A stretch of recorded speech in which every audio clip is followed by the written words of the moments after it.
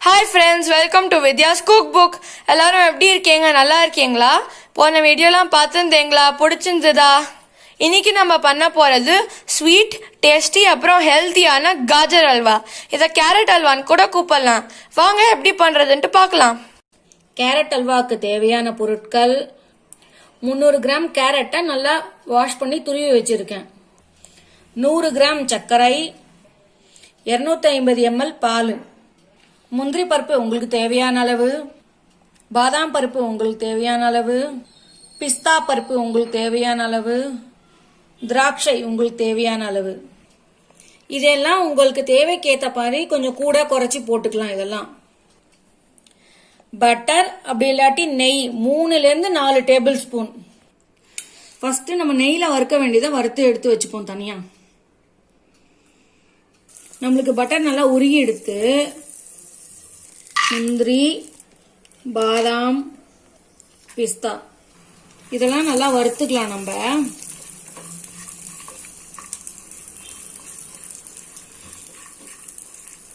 இப்ப நம்ம திராட்சையை போடலாம்.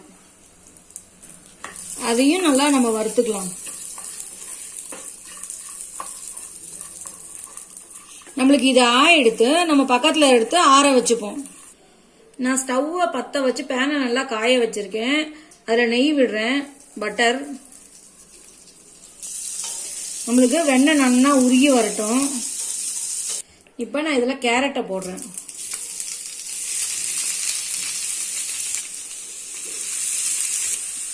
இது நம்ம நல்லா கலரி வேக வச்சுப்போம்.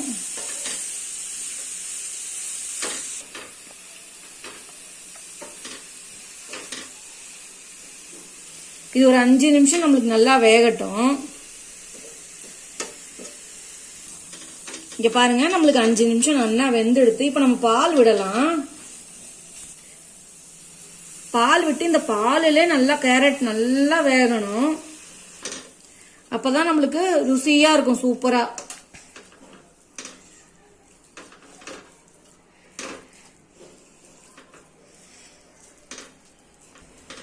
நம்ம எடுத்துட்ட பால் பத்தல அப்படின்னா இன்னும் கொஞ்சம் அரை கிளாஸ் பால் விட்டு கலந்துக்கலாம், நல்லா இருக்கும். நம்மளுக்கு நல்லா வெந்துடுத்து கேரட்டு. நான் இப்ப சர்க்கரையை போடுறேன். நல்லா கலந்துக்கலாம் சர்க்கரை.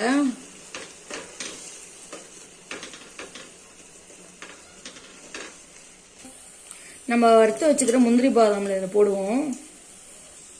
இங்க பாருங்க, இதெல்லாம் ஒன்னா சேர்த்து நம்ம கலரலாம்.